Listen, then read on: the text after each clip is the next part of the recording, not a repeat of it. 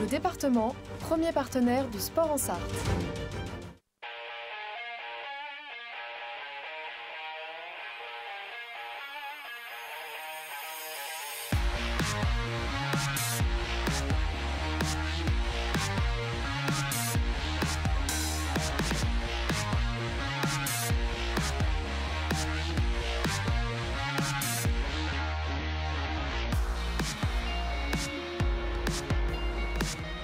Bonsoir à toutes et à tous, ravi de vous retrouver sur les antennes de LMTV Sarthe pour votre émission sportive 72 Sports. 1 heure ensemble pour revenir sur toute l'actualité du sport en Sarthe ce week-end. Regardez ce qu'il vous attend donc. Ce soir, on parlera basket évidemment avec l'incroyable exploit, une nouvelle fois, des joueurs de Guillaume Wizard. Le MSB se qualifie en finale de la Coupe de France. C'était ce dimanche face à Monaco. En deuxième partie d'émission, on parlera de handball avec un derby, de basket à nouveau avec un autre derby aussi, c'était la Jalte Saint-Pavin, du football avec Le Mans FC qui n'en finit plus de gagner et qui monte sur la deuxième marche du podium de National, du tennis de table avec la Nationale 2 et le Mans Sarthe TT. En troisième partie d'émission, on parle de vélo avec Thomas Gachignard, meilleur grimpeur de Paris-Nice. Et puis en quatrième et dernière partie d'émission, le Mans Urban Trail, la 11e édition. On sera avec le président d'Endurance 72, Régis Pernet. Mais on commence comme chaque lundi avec l'info à la une. C'est parti!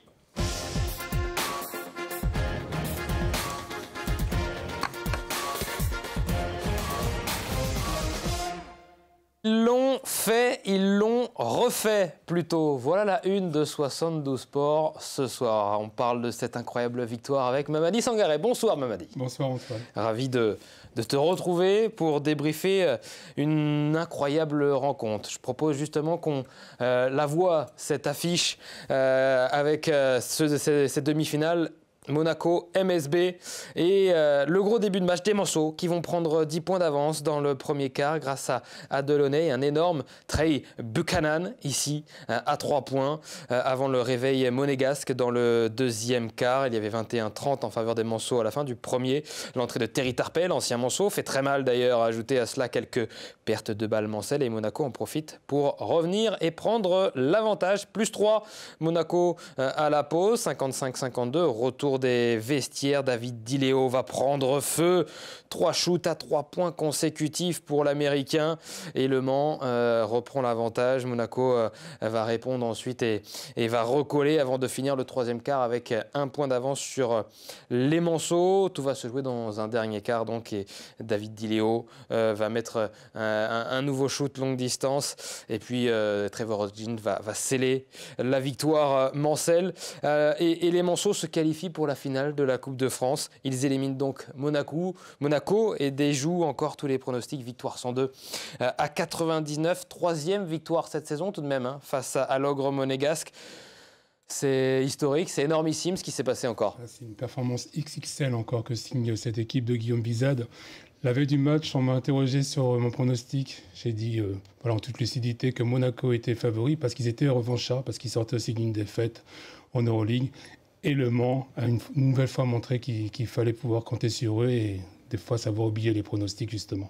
Comment Le Mans est parvenu à battre une nouvelle fois Monaco? Quels sont les points importants qui ont fait que, une nouvelle fois, les joueurs de Guillaume Wizard se sont imposés? Tout d'abord, il fallait y croire. Il ne fallait pas venir en victime expiatoire sur le terrain, sur le rocher. Ensuite, il fallait jouer avec beaucoup d'intensité, limiter effectivement l'activité des Okobo, d'Estrazel ou même d'un James qui n'est jamais facile, surtout le James qui peut shooter dans toutes les positions. Et puis surtout garder la tête froide dans les moments clés, dans les derniers lancers francs, notamment comme ont pu faire Delaunay et notamment Trey Buchanan. Voilà, c'est garder son sang-froid et puis après savoir si s'appuyer sur une adresse insolente à 3 points, comme l'a fait un certain David Diléo. Oui, c'est l'une des clés de cette rencontre, c'est l'adresse à 3 points des Manceaux. 16 sur 26, soit 61,5% de réussite sur les tirs longue distance. C'est phénoménal. C'est considérable, non seulement à ce niveau, mais en plus à l'extérieur. Et face à l'Euro du championnat, Monaco, c'est cette équipe qui est restée sur 8 victoires d'affilée, qui en passe aussi de se qualifier. On espère pour eux quand même en play-off en Euroleague. Donc mettre autant d'intensité et avoir aussi la lucidité de pouvoir être aussi efficace donc en périphérie, ouais, c'est très très fort. C'est une sacrée performance qu'a réalisée cette équipe du Mans. C'était voulu d'ailleurs de prendre beaucoup de shoots à 3 points. Regardez ce qu'a déclaré Guillaume Vizade, le coach Manceau, après la rencontre à nos confrères du Maine Libre. On va voir ce petit verbatim face à Monaco. Si on bénéficie d'un tir très tôt dans la possession, surtout avec le joueur qu'on souhaite, ils ont carte blanche. On essaie de faire vivre le ballon pour trouver des situations de tir favorables. Et parfois, il faut aussi s'en remettre au talent des joueurs. David, parlant de David Di Leo, a rentré des tirs de très haut niveau. Son intention de tir est tellement forte que dès qu'il attrape la balle, le ballon repart quasi instantanément. David Di Leo, parlons-en. 23 points, 3 rebonds, une passe décisive, 7 sur 8 à 3 points.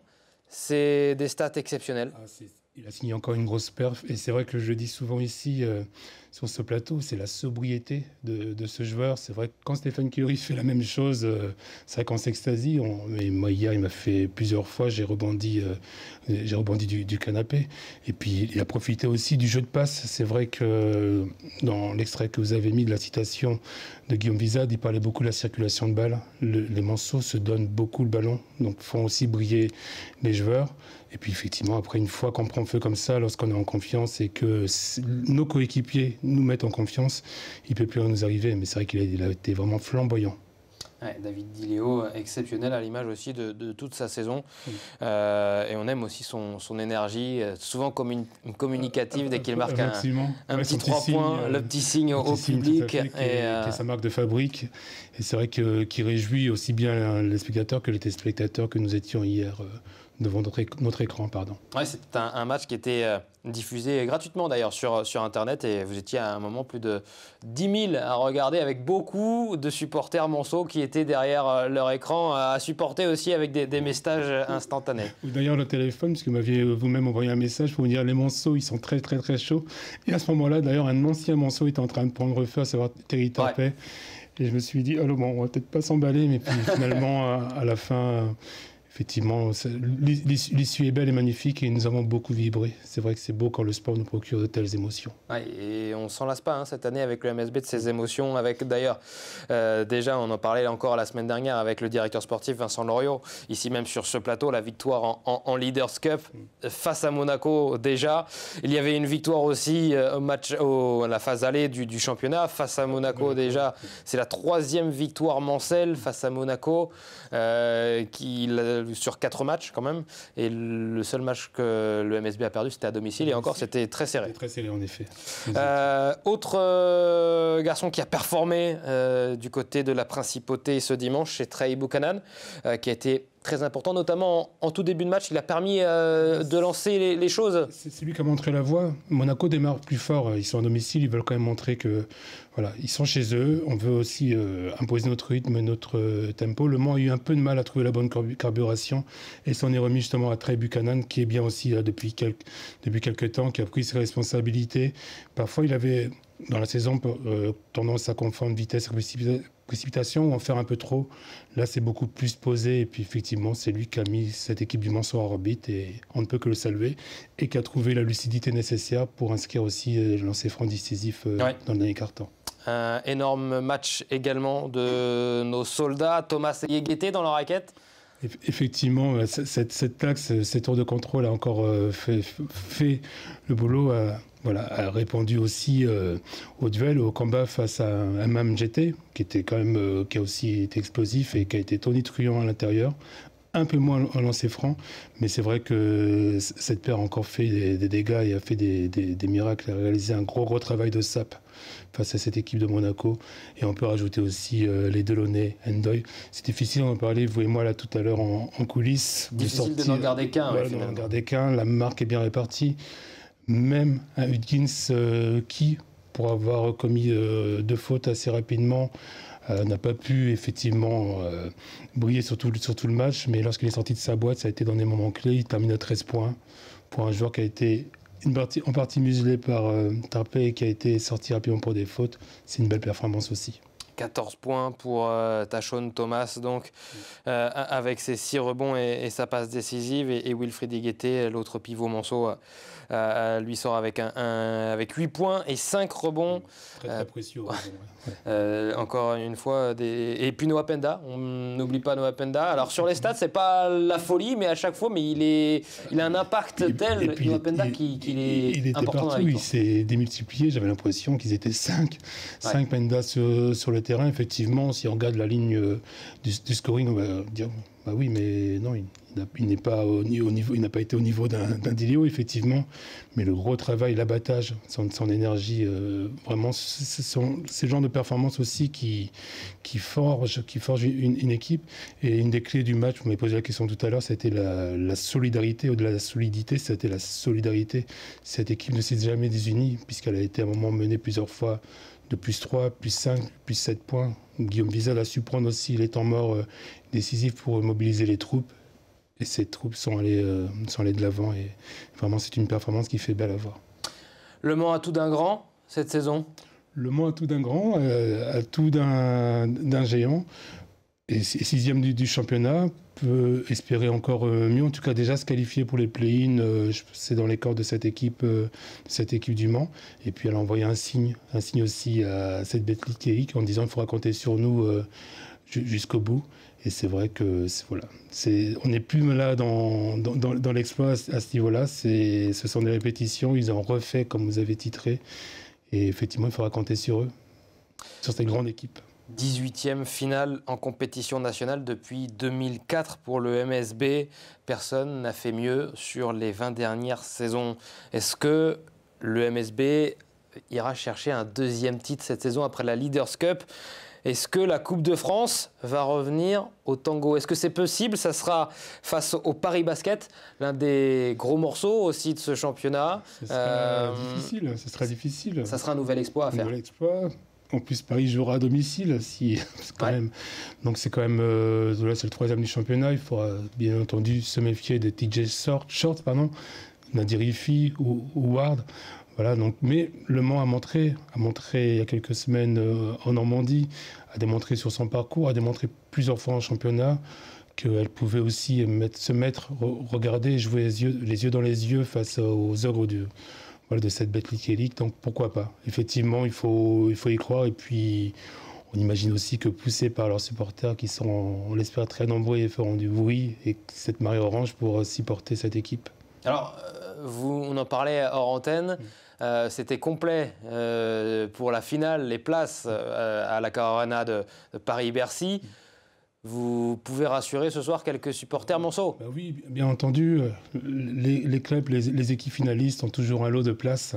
Effectivement, parce qu'on regardait hier, j'observais hier sur les réseaux sociaux les supporters qui s'inquiétaient, qui ont tout de suite allés sur le site de la Fédération française de basketball pour réserver des places. C'était impossible, ça affichait complet, mais évidemment, des places seront mises en vente par le club, comme à chaque finale qu'on a pu vivre à Bercy. Et puis après, le club va étudier, bien entendu, les formules pour les abonnés, pour les non-abonnés. Est-ce qu'il y aura des cas, pas des cas, mais tout ça, c'est en discussion. Mais que le public se rassure et ils seront présents, ils pourront acheter des places. Et on espère qu'il y aura une marée orange, des vagues oranges sur le terrain, évidemment, mais aussi en tribune. Et j'en profite pour ajouter... Alain Mussard, un des fervents supporters du MSB, qui m'a donné un autre chiffre. Effectivement, ils étaient 11 cette nuit, vers 1h du matin, à accueillir les vainqueurs du soir à l'aéroport. Donc c'est une belle performance des supporters à saluer, qui sont toujours là, qui démontrent leur fidélité. Et bon, ils étaient 11, mais parce qu'à un moment, il faut laisser faire dodo. Mais c'est vrai que c'est un signe vraiment d'une belle fidélité de ces hommes et ces femmes pour le club. Et ces 11-là, quelque chose me dit qu'on les retrouvera dans les tribunes de Paris-Bercy, donc le samedi 26 avril prochain, date de cette finale de Coupe de France, donc ça sera à 18h15. Avant cette finale de Coupe de France, il y aura 5 matchs de championnat et ça commence ce week-end du côté de Dijon avant le derby face à Cholet. Je voulais aussi rappeler que ce jour-là, effectivement, le 26 avril, il y a aussi les U18 du Mans qui sont qualifiés pour la finale. Donc c'est génial, nous aurons 2 équipes du Mans à Bercy. Le rêve. On pourra voir les deux finales avant, donc la finale avant celle des pros. À midi 15, tout à fait. On fait un dernier mot sur le classement de cette Betclic Elite, puisque le championnat reprend donc avec le déplacement à Dijon la semaine prochaine, enfin ce week-end. Derrière, il y aura un nouveau derby cette saison à Cholet, ça sera en Tarès, avant d'affronter Paris, le futur adversaire en finale de Coupe de France, mais ça sera une répétition donc à Paris en championnat. Après, les Manceaux se déplaceront à Gravelines-Dunkerque avant de recevoir Strasbourg à la fin du mois d'avril. Voilà pour le programme Tango et Le Mans qui est toujours à la 6e place du championnat. 6e place, et là, on va assister vraiment au tournant. C'est vrai qu'un des gros tournants, ce sera le 29 mars à Antares face à Cholet, qui sera aussi une équipe très très revancharde après l'épisode de la Leaders Cup. Oui, éliminé en demi-finale de cette Leaders Cup. Merci beaucoup, Mamadi Sangaré. Avec plaisir, merci pour l'invitation. Invité pour débriefer cette demi-finale donc, de Coupe de France, remportée une nouvelle fois par le MSB. On félicite tous les joueurs, l'entraîneur, le staff et les supporters, bien évidemment, qui ont fait le déplacement et ceux qui ont encouragé, comme nous, derrière notre écran, donc les Manceaux dans cette demi-finale.